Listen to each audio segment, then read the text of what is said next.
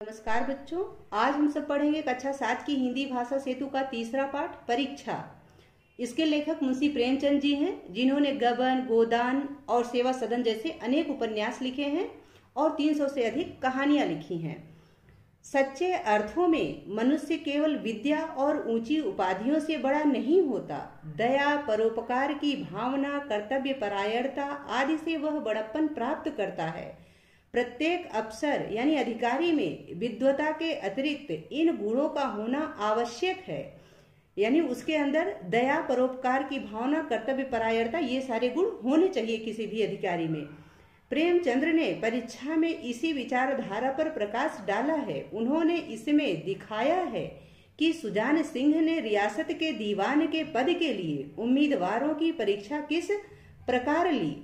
ठीक है, आगे हम अब परीक्षा पाठ को प्रारंभ करते हैं। जब रियासत देवगढ़ के दीवान सरदार सुजान सिंह बूढ़े हुए तो उन्हें परमात्मा की याद आई, अर्थात उन्हें भगवान की याद आई, भगवान की भक्ति करने की याद आई। जाकर महाराज से उन्होंने विनय की, यानी महाराज से विनती की कि दीनबंधु यानी हे महाराज, दास ने श्रीमान की सेवा 40 साल तक की, यानी मैंने आपकी सेवा 40 साल तक की। अब कुछ दिन परमात्मा की भी सेवा करने की आज्ञा चाहता हूँ, यानी अब मैं परमात्मा की सेवा करना चाहता हूँ, भगवान की भक्ति करना चाहता हूँ, ऐसा सुजान सिंह कहते हैं महाराज से। दूसरे, अब अवस्था भी ढल गई, राजकाज संभालने की शक्ति नहीं रह गई। कहीं भूल चूक हो जाए तो बुढ़ापे में दाग लगे, सारी जिंदगी की नेक नामी मिट्टी में मिल जाए, ऐसा सुजान सिंह महाराज से कहते हैं।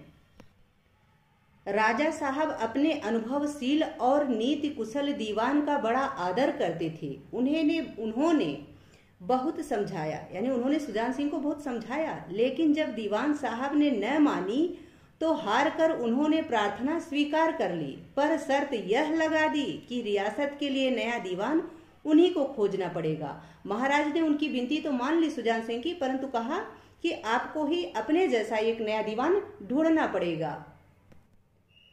दूसरे दिन देश के प्रसिद्ध पत्रों में यह विज्ञापन निकाला गया, यानी विज्ञापन निकाला गया कि देवगढ़ के लिए एक सुयोग्य दीवान की आवश्यकता है। जो सज्जन अपने को इस काम के योग्य समझें, वे वर्तमान दीवान सरदार सुजान सिंह की सेवा में उपस्थित हों। यह जरूरी नहीं कि वे ग्रेजुएट हों, मगर उन्हें पुष्ट होना आवश्यक है। 1 महीने तक उम्मीदवारों के रहन सहन, आचार विचार की देखभाल की जाएगी। जो महाशय इस परीक्षा में पूरे उतरेंगे वे इस उच्च पद पर सुशोभित होंगे। यानी ये विज्ञापन निकाला गया कि देवगढ़ के रियासत के लिए दीवान चाहिए। इसके लिए ग्रेजुएट होना आवश्यक नहीं है, हाँ स्वस्थ होना आवश्यक है। 1 महीने तक लोग यहाँ रहेंगे, उनके आचार विचार व्यवहार सबको देखा जाएगा, उसके बाद उन्हें दीवान के पद पर नियुक्त किया जाएगा जो योग्य रहेंगे। ठीक है, इस विज्ञापन ने सारे मुल्क में हलचल मचा दी, यानी पूरे देश में हलचल मचा दी। मुल्क यानी देश, पूरे देश में हलचल मचा दी। ऊंचा पद और किसी प्रकार की कैद नहीं, केवल नसीब का खेल है। सैकड़ों आदमी अपना अपना भाग्य परखने के लिए चल खड़े हुए। देवगढ़ के नए नए और रंग बिरंगे मनुष्य दिखाई देने लगे, यानी देवगढ़ में तरह तरह के रंग बिरंगे और नए नए मनुष्य आने लगे। कोई पंजाब से चला आता तो कोई मद्रास से, कोई नए फैशन का प्रेमी था, कोई पुरानी सादगी पर मिटता हुआ था। पंडितों और मौलवियों को भी अपने अपने भाग्य की परीक्षा करने का अवसर मिला, यानी पंडित और मौलवी भी इस परीक्षा के लिए आए, उम्मीदवार पद के लिए आए। ठीक है, पूरे देश से लोग आए थे, उसमें पंडित और मौलवी भी आए थे अपनी किस्मत को आजमाने। सरदार सुजान सिंह ने इन महानुभावों के आदर सत्कार का बड़ा अच्छा प्रबंध कर दिया था। प्रत्येक मनुष्य अपने जीवन को अपनी बुद्धि के अनुसार अच्छे रूप में दिखाने की कोशिश करता, यानी जो लोग आए थे सभी अपने आप को बहुत अच्छा दिखाने का प्रयास कर रहे थे। कोशिश करना यानी प्रयास करना, तो प्रयास करता था। मिस्टर अ 9 बजे दिन तक सोया करते थे। मिस्टर अ घर पर 9 बजे दिन तक सोया करते थे, परंतु आजकल वे बगीचे में टहलते उषा के दर्शन करते थे। उषा यानी भोर। आजकल वो सुबह सुबह उठ के, यानी दिन निकलने से पहले ही, सूर्योदय से पहले ही उठ जाया करते थे और भोर का दर्शन किया करते थे। ठीक है। मिस्टर ब को हुक्का पीने की लत थी, यानी हुक्का पीने की आदत थी, परंतु आजकल बहुत रात गए किवाड़ बंद करके अंधेरे में सिगरेट पीते थे। यानी वो रात में दरवाजा बंद करके सिगरेट पिया करते थे, सबके सामने नहीं पीते थे। मिस्टर स, द और ज से उनके घरों पर नौकरों की नाक में दम था, यानी वो अपने घर पर अपने नौकरों को बहुत परेशान किया करते थे। लेकिन ये सज्जन आजकल आप और जनाब के बगैर नौकर से बातचीत नहीं करते थे। जो लोग अपने नौकरों को घर पे परेशान किया करते थे, आजकल वो लोग यहाँ पर नौकरों को आप, जनाब ऐसे शब्दों से सुशोभित करते थे, यानी ऐसे शब्दों से उनको बुलाया करते थे, पुकारा करते थे। महाशय क नास्तिक थे। नास्तिक यानी जिनकी ईश्वर में आस्था नहीं रहती उसे नास्तिक कहते हैं। जो भगवान को नहीं मानता वो नास्तिक होता है। तो वो नास्तिक थे, मगर आजकल उनकी धर्म निष्ठा देखकर मंदिर के पुजारी को पदच्युत हो जाने की शंका लगी रहती। यानी जिनकी भगवान में कोई आस्था नहीं थी, विश्वास नहीं था, वे आजकल इतने बड़े पुजारी बन गए हैं कि उनको देखकर मंदिर का पुजारी भी सोच रहा है कि कहीं मुझे अपने पद से निकाल न दिया जाए। पदच्युत होना यानी निकाल देना, कहीं ऐसा ना हो कि मेरा पद मुझसे छिन जाए। ठीक है। मिस्टर ल को किताबों से घृणा थी, यानी मिस्टर ल जो थे वो कभी किताब नहीं पढ़ना चाहते थे, उन्हें किताबों से घृणा थी यानी नफरत थी। परंतु आजकल वे बड़े बड़े धर्म ग्रंथ खोले पढ़ने में डूबे रहते थे, यानी पढ़ने का दिखावा करते थे। जिससे बातचीत कीजिए, यानी जिस किसी भी उम्मीदवार से बातचीत कीजिए, वह नम्रता और सदाचार का देवता मालूम होता था। सभी एकदम विनम्र बन गए थे, सीधे साधे और सदाचारी बन गए थे। लोग समझते थे कि 1 महीने की झंझट है, यानी सारे लोग सोचते थे सिर्फ 1 महीने की ही तो बात है, किसी तरह काट लें, कहीं कार्य सिद्ध हो गया तो कौन पूछता है। सारे लोग कहते थे सिर्फ 1 महीने की झंझट है, किसी तरह से निकल जाएगा, अच्छे से अपने आप को दिखा लें बहुत अच्छा, और बाद में जब हम दीवान बन जाएंगे तो फिर कौन पूछता है कि क्या कर रहे हो क्या नहीं कर रहे हो। लेकिन मनुष्यों का वह बूढ़ा जौहरी यानी पारखी, परखने वाला सुजान सिंह आड़ में बैठा हुआ देख रहा था कि इन बगुलों में हंस कहाँ छिपा है। यानी जो ये उम्मीदवार हैं उनको एक प्रकार का बगुला कह रहे थे सुजान सिंह, और सोच रहे थे कि देखते हैं इसमें हंस कहाँ छिपा हुआ, यानी जो हमारे दीवान पद के लिए सही योग्य है वह उम्मीदवार कौन है। एक दिन नए फैशन वालों को सूझी कि आपस में हॉकी का खेल हो जाए, यानी हम लोग हॉकी खेलें। यह प्रस्ताव हॉकी के मजे खिलाड़ियों में पेश किया, यानी जो मजे हुए खिलाड़ी थे खेलने वाले उन्होंने पेश किया। यह भी तो आखिर विद्या है, यानी सबने कहा कि हॉकी का खेल भी तो एक प्रकार की विद्या ही है, इसे क्यों छिपा कर रखें, संभव है कुछ हाथों की सफाई ही काम आ जाए। यानी उन्होंने सोचा कि हो सकता है कि हॉकी खेलना ही सुजान सिंह को पसंद आ जाए और हमें दीवान बना दें। चलिए तय हो गया, कोर्ट बन गए, यानी हॉकी खेलने के लिए कोर्ट बन गए। खेल शुरू हो गया और गेंद किसी दफ्तर के अप्रेंटिस की तरह ठोकरें खाने लगी। रियासत देवगढ़ में यह खेल बिल्कुल निराला था, यानी एकदम नया था, अनोखा खेल था रियासत देवगढ़ के लिए हॉकी का खेल। खेल बड़े उत्साह से जारी था। धावे के लोग जब गेंद लेकर तेजी से उठते तो ऐसा जान पड़ता था कि कोई लहर बढ़ती चली जाती है, लेकिन दूसरी ओर खिलाड़ी इस बढ़ती हुई लहर को इस तरह रोक लेते थे मानो लोहे की दीवार हो। यानी खेल बहुत अच्छे से चल रहा था, लोग बहुत अच्छे से खेल रहे थे, बहुत आनंद आ रहा था लोगों को खेल में। संध्या तक यही धूमधाम रही। लोग पसीने से तर हो गए, खून की गर्मी आंखों और चेहरे से झलक रही थी, यानी सभी परेशान हो गए थे खेल के, एकदम थक चुके थे। हांफते हांफते बेदम हो गए, लेकिन हार जीत का निर्णय न हो सका, यानी किसी ने हार नहीं मानी। अंधेरा हो गया था। इस मैदान से जरा दूर हटकर एक नाला था, यानी थोड़ी दूर पे एक नाला था, उस पर कोई पुल न था। पथिकों को नाले में से चलकर आना पड़ता था। खेल अभी बंद हुआ था और खिलाड़ी लोग बैठे दम ले रहे थे। एक किसान अनाज से भरी हुई गाड़ी लिए उस नाले में आया, लेकिन कुछ तो नाले में कीचड़ था और कुछ चढ़ाई इतनी ऊंची थी कि गाड़ी ऊपर न चढ़ सकती थी। वह कभी बैलों को ललकारता, कभी पहियों को हाथों से धकेलता, लेकिन बोझ अधिक था। गाड़ी फिर खिसक कर नीचे पहुंच जाती। बेचारा इधर उधर निराश होकर ताकता, मगर वहां कोई सहायक नजर न आता था। गाड़ी को अकेले छोड़कर वह कहीं जा भी नहीं सकता था, बड़ी विपत्ति में फंसा हुआ था। यानी एक बूढ़ा किसान वहां आता है और वह उसकी जो बैलगाड़ी होती है सामान से लदी हुई, वह उस नाले में फंस जाती है और वह इधर उधर बेसहारों की भांति देखता है तो उसको कोई बचाने वाला दिखाई नहीं देता है। अब वह अनाज से भरी हुई अपनी गाड़ी को छोड़ करके वहां से जा भी नहीं सकता है, इसलिए वह बहुत परेशानी में पड़ा हुआ था। इसी बीच में खिलाड़ी हाथों में डंडे लिए झूमते झामते उधर से निकले। किसान ने उनकी तरफ सहमी हुई आंखों से देखा, यानी सकुचाई हुई, सहमी हुई यानी डरी हुई आंखों से देखा, परंतु किसी से मदद मांगने का साहस न हुआ। वो किसी से दया मांगे, किसी से सहायता मांगे, मदद यानी सहायता, किसी से सहायता मांगे, इतनी हिम्मत उस किसान की नहीं हुई। खिलाड़ियों ने भी उसको देखा, यानी खिलाड़ियों ने देखा उस बुजुर्ग को, मगर बंद आंखों से, यानी उस पर ध्यान नहीं दिया। देखा और अपनी नजरें फेर ली, हटा ली।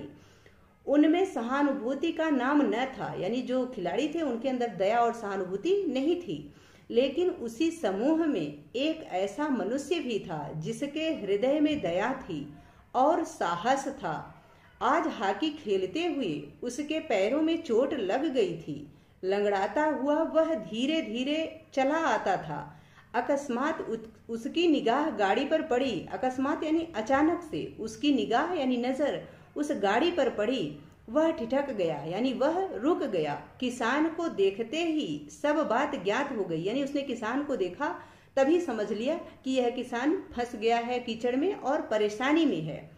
हॉकी स्टिक किनारे पर रख दी, कोट उतार डाला और किसान के पास आकर बोला, मैं तुम्हारी गाड़ी निकाल दूं। उसमें से ही एक उम्मीदवार ऐसा था जिसके अंदर दया थी, सहानुभूति थी और वह बलवान भी था, आत्मबल भी था, उसके अंदर साहस भी था। उसने देखते ही समझ गया कि इसको हमारी जरूरत है और वह उसके पास जा करके कहता है कि क्या मैं आपकी गाड़ी निकाल दूं, क्या मैं तुम्हारी गाड़ी निकाल दूं। किसान ने देखा कि एक गठे हुए बदन का लंबा आदमी सामने खड़ा है। डर कर बोला, हुजूर मैं आपसे कैसे कहूं। युवक ने कहा, मालूम होता है तुम यहाँ बड़ी देर से फंसे हुए हो। अच्छा, तुम गाड़ी पर जाकर बैलों को साधो, मैं पहियों को धकेलता हूँ, अभी गाड़ी ऊपर जाती है। किसान गाड़ी पर आकर बैठा। युवक ने पहियों को जोर लगाकर खिसकाया। कीचड़ बहुत ज्यादा था, वह घुटनों तक जमीन में गड़ गया, लेकिन उसने हिम्मत नहीं हारी। जो उम्मीदवार था उसने कहा किसान से कि आप गाड़ी पर बैठो और अपने बैलों पर ध्यान दीजिए, मैं यहाँ से जोर लगाता हूँ और आपकी गाड़ी अभी निकल आएगी। तो कीचड़ बहुत ज्यादा था, इतना तक कि उस आदमी का पैर भी जमीन में गड़ गया, लेकिन उसने हिम्मत नहीं हारी और उस किसान की मदद की। उसने फिर जोर लगाया। उधर किसान ने बैलों को ललकारा, बैलों को सहारा मिला, उनकी हिम्मत बंध गई।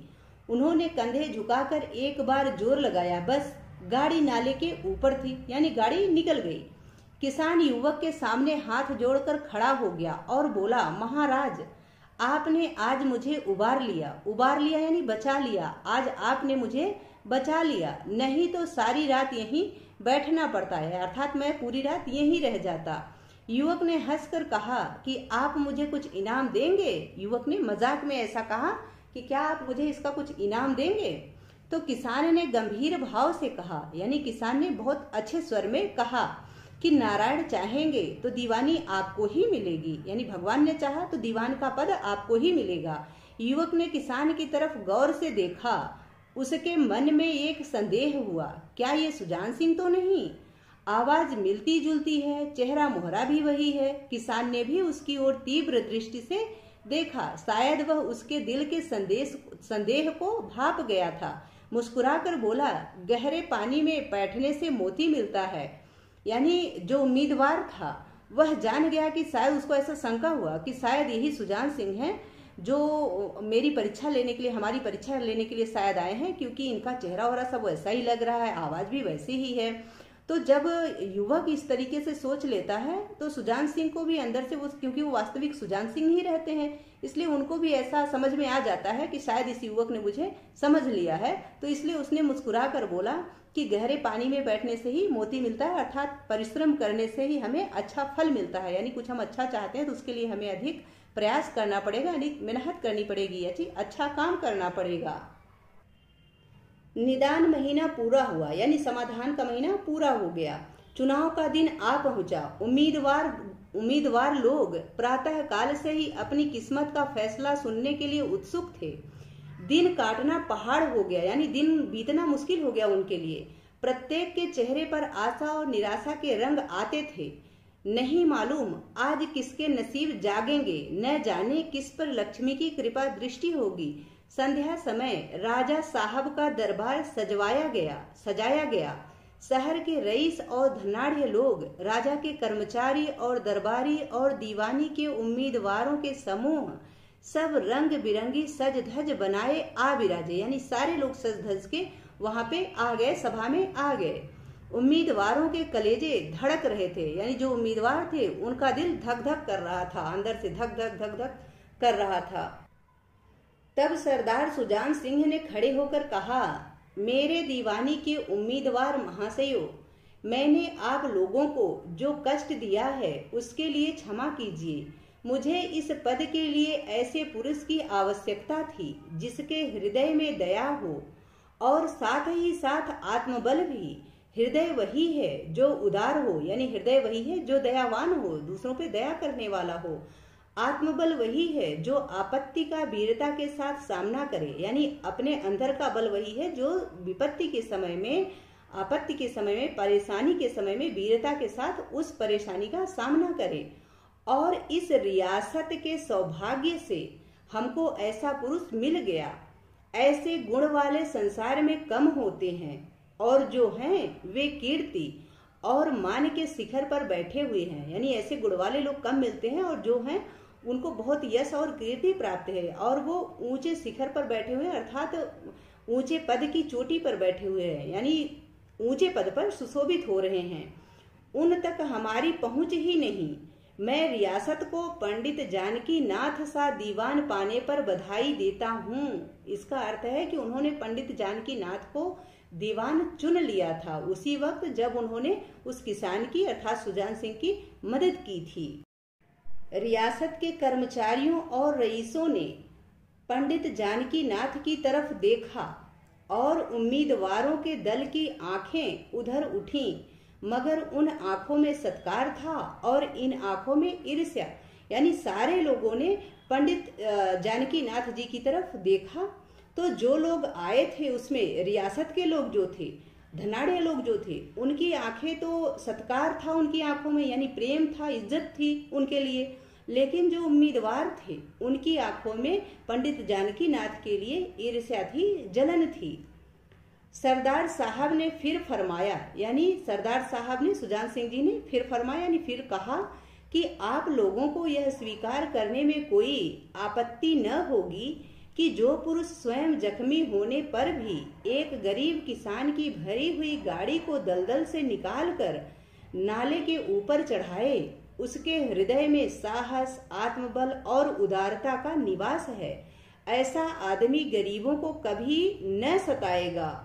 उसका संकल्प दृढ़ है और उसके चित्त को स्थिर रखेगा। वह चाहे धोखा खा जाए परंतु दया और धर्म के मार्ग से कभी न हटेगा। यानी जो गुण ढूंढ रहे थे सुजान सिंह किसी दीवान में, वे सारे गुण उनको पंडित जानकी नाथ जी में मिल गए थे। यानी पंडित जानकी जी के अंदर आत्मबल भी था, उदारता भी था और वो दयावान भी थे। उनका मन स्थिर भी था, चित्त भी थी और उनका संकल्प भी एकदम दृढ़ था, यानी मजबूत था। उन्होंने सोचा कि मैं बैलगाड़ी को निकलवा दूंगा तो निकलवा दिया। तो ये सारे गुण उनके अंदर सुजान सिंह को दिखाई दिए, इसीलिए उन्होंने उनको दीवान के पद के लिए चुन लिया। आशा है कि यह पाठ आप सबको अच्छे से समझ में आ गया होगा। अब हम अभ्यास कार्य कर लेते हैं। यहाँ पाठ से संबंधित शब्दार्थ दिया गया है पुस्तक में, तो आप इसको यहाँ से नोट कर लें तथा कुछ शब्दार्थ जो हमने पढ़ाते वक्त बताए थे तो आप उसको सुनते वक्त ही नोट कर सकते हैं। ठीक है। अभ्यास प्रश्न, बोध और विचार, बहुविकल्पीय प्रश्न, सही विकल्प चुने। प्रश्न 1 है, देवगढ़ के दीवान का क्या नाम था? तो उत्तर है सुजान सिंह, यानी ख ऑप्शन सही है। दूसरा प्रश्न है, दीवान की नियुक्ति के लिए कैसे सूचना दी गई? तो इसका उत्तर क्या है? विज्ञापन निकलवा कर, यानी ख ऑप्शन सही है। तीसरा है किसान की गाड़ी क्यों फंस गई थी, तो इसका उत्तर है कि ऊंची ढलाई थी, कीचड़ अधिक था, गाड़ी लदी हुई थी, यानी उपरोक्त सभी, तो घ ऑप्शन सही है। चौथा प्रश्न है किसान के वेश में कौन था, तो उत्तर है दीवान सुजान सिंह, यानी क ऑप्शन सही है। प्रश्न 5 है इस कहानी के लेखक कौन हैं, तो उत्तर है प्रेमचंद, यानी क ऑप्शन सही है। आगे है लघुत्तरीय प्रश्न। प्रश्न 1 है परीक्षा कहानी में किस पद के लिए परीक्षा ली जाती है, तो इसका उत्तर हम आपको दिखाते हैं, हमने कॉपी में लिख रखा है। इसका उत्तर है कि परीक्षा कहानी में दीवान के पद के लिए परीक्षा ली जाती है, यानी दीवान के पद के लिए परीक्षा ली जाती है, जो परीक्षा होती है। ठीक है। दूसरा प्रश्न है दीवान साहब के समक्ष क्या शर्त रखी गई, यानी राजा ने दीवान साहब के सामने क्या शर्त रखी, तो उत्तर है दीवान साहब के समक्ष यह शर्त रखी गई कि रियासत के लिए नया दीवान उन्हीं को खोजना पड़ेगा। राजा ने ऐसा कहा कि ठीक है, आप पद छोड़ना चाहते हैं तो आप ही इस रियासत के नए दीवान को ढूंढेंगे। तीसरा प्रश्न है कि परीक्षा कहानी में उम्मीदवार कौन सा सामूहिक खेल खेलते हैं, जो उम्मीदवार होते हैं वो कौन सा सामूहिक खेल खेलते हैं, तो उत्तर है परीक्षा कहानी में उम्मीदवार हॉकी का सामूहिक खेल खेलते हैं।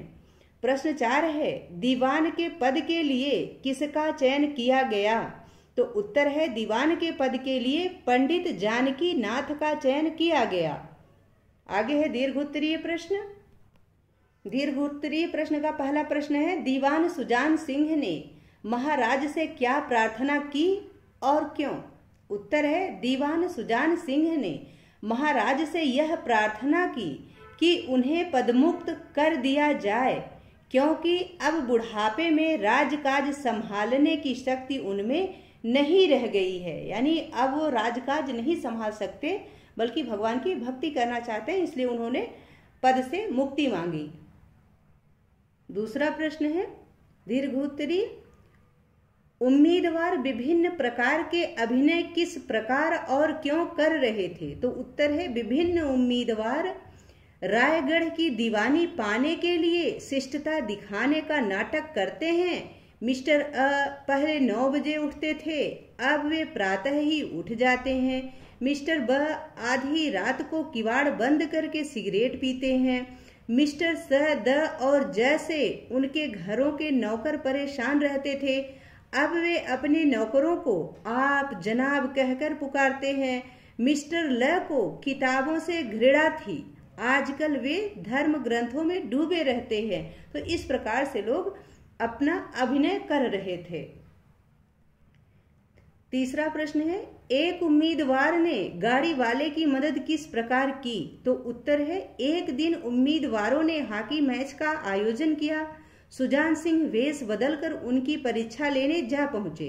उनकी बैलगाड़ी कीचड़ में फंस गई। तभी एक उम्मीदवार जानकी नाथ ने आकर नाले की कीचड़ से बैलगाड़ी को धक्का मारकर बाहर निकलवाया। इस प्रकार से जानकी नाथ ने गाड़ी वाले की मदद की। जो उम्मीदवार जानकी नाथ था उन्होंने गाड़ी वाले की इस प्रकार से मदद की।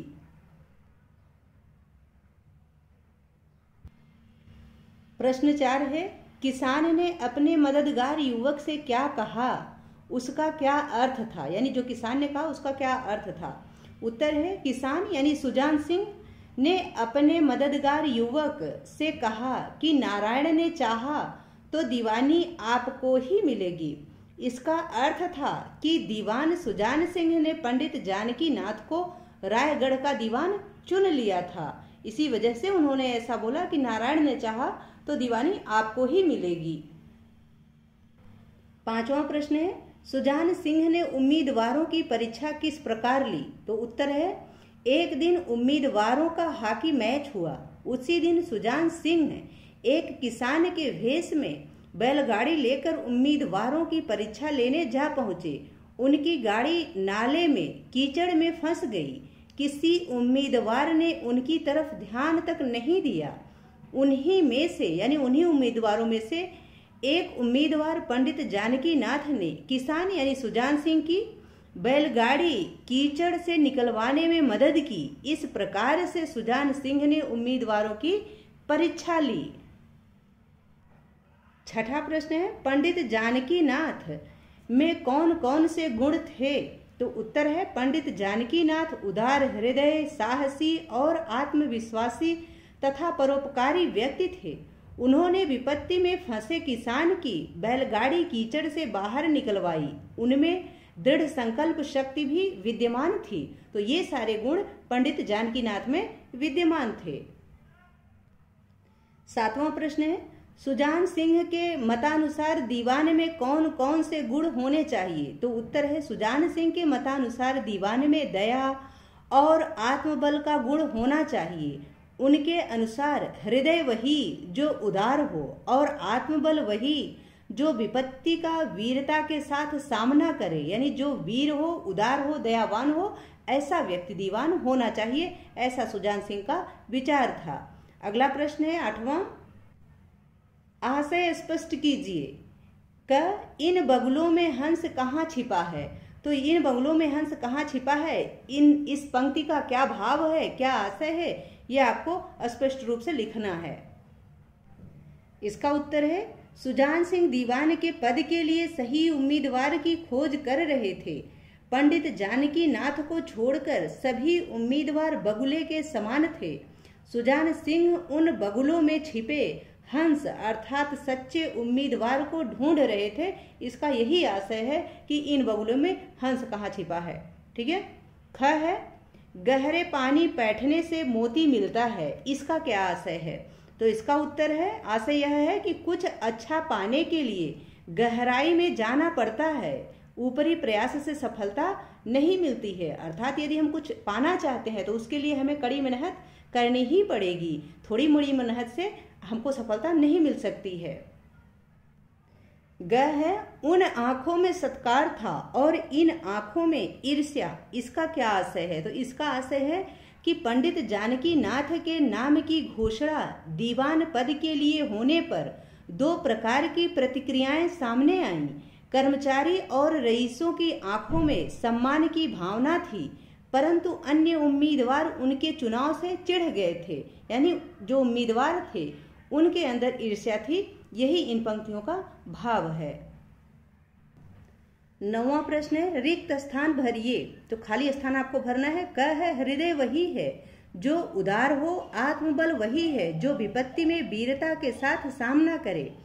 ख है, कहीं भूल चूक हो जाए तो बुढ़ापे में दाग लगे, सारी जिंदगी की नेकनामी मिट्टी में मिल जाए। तो आपको भरना क्या है? यहाँ उदार भरना है, वीरता भरना है, सामना भरना है, दाग लगे और नेकनामी मिट्टी, इतनी चीजें भरनी है। ठीक है।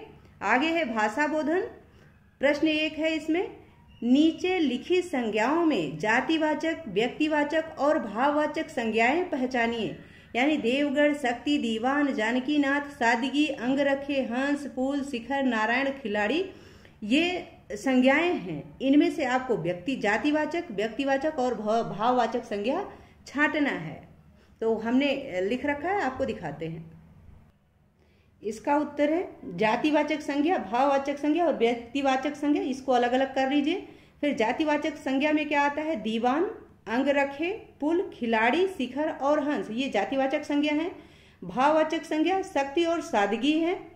व्यक्तिवाचक संज्ञा देवगढ़, जानकीनाथ और नारायण है, ये व्यक्तिवाचक संज्ञा है। दूसरा प्रश्न है, अनुभवशील शब्द में अनुभव तथा शील शब्दों का योग है। इसका अर्थ है अनुभवी। शील प्रत्यय लगाकर 5 शब्द बनाइए। यानी अनुभवशील में जो शील है ये प्रत्यय है, तो अनुभव में शील प्रत्यय लगाकर अनुभवशील बना, जिसका अर्थ होता है अनुभवी। तो इसी प्रकार आपको भी शील प्रत्यय लगाकर 5 शब्द बनाना है। तो दूसरे प्रश्न यानी शील प्रत्यय लगाकर 5 शब्द बनाइए। इसका उत्तर है प्रगतिशील, गतिशील, विवेकशील, भाग्यशील, विकासशील। ये 5 शब्द हैं। और भी शब्द आप बना सकते हैं, परंतु 5 पुस्तक में कहा गया है प्रश्न में, तो 5 ही हमने यहाँ बनाया हुआ है। ठीक है। आगे है तीसरा प्रश्न, निम्नलिखित वाक्यों को कोष्ठक में दी गई सूचना के अनुसार परिवर्तित कीजिए। क है, एक अवसर पर वे दावत में जा रहे थे। सामान्य भूतकाल में आपको बनाना है। उत्तर है एक अवसर पर वे दावत में गए, गए कहने से ये सामान्य भूतकाल हो गया। ख है पुस्तकें देने के बाद बहुत कम वापिस आती हैं, इसको सामान्य भविष्य में बनाना है। तो उत्तर है पुस्तकें देने के बाद बहुत कम वापिस आएंगी, आएंगी कहने से यह सामान्य भूतकाल हो गया। ग है शिक्षा सबको देना वे अपना पावन कर्तव्य समझते हैं, अपूर्ण भूतकाल, इसको आपको अपूर्ण भूतकाल में बदलना है। तो उत्तर है वे सबको शिक्षा देना अपना पावन कर्तव्य समझ रहे थे कहने से यह समझ रहे थे, ऐसा कहने से, ऐसा करने से यह जो है सामान्य अपूर्ण भूतकाल हो गया। ठीक है। चौथा प्रश्न है निम्नलिखित सर्वनामों के भेद बताइए, यानी मैं, मेरे, वह, मुझे, आप, जो, यह, कौन, क्या, कितना, इसका आपको भेद बताना है। तो उत्तर हम आपको दिखाते हैं। इसका उत्तर इस प्रकार से लिखा जाएगा, सर्वनाम और भेद अलग अलग कर लीजिए। मैं, ये उत्तम पुरुष है, पुरुषवाचक सर्वनाम। मेरे, उत्तम पुरुष, पुरुषवाचक सर्वनाम। वह, अन्य पुरुष, पुरुषवाचक सर्वनाम। मुझे, उत्तम पुरुष, पुरुषवाचक सर्वनाम। आप, मध्यम पुरुष, पुरुषवाचक सर्वनाम। जो, संबंधवाचक सर्वनाम है। यह, अन्य पुरुष यानी पुरुषवाचक सर्वनाम है। कौन, यह प्रश्नवाचक सर्वनाम है।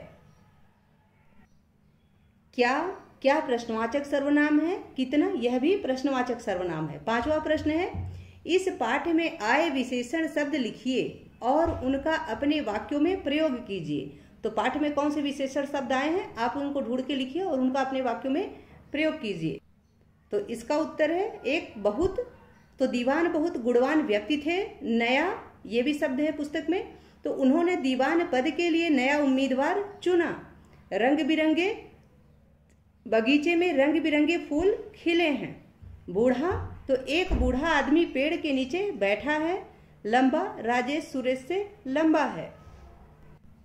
ज्ञान विस्तार, इसमें पहला प्रश्न है कि कल्पना कीजिए कि आपने विपत्ति में फंसे हुए किसी आदमी की मदद की है, आपको कैसा लगा, अपना अनुभव लिखिए। तो इसको विद्यार्थी स्वयं लिखें। यदि आपने कभी किसी की मदद की हो तो मदद करने के बाद आपको कैसा महसूस हुआ, वह आप अपना अनुभव अवश्य लिखें। ठीक है।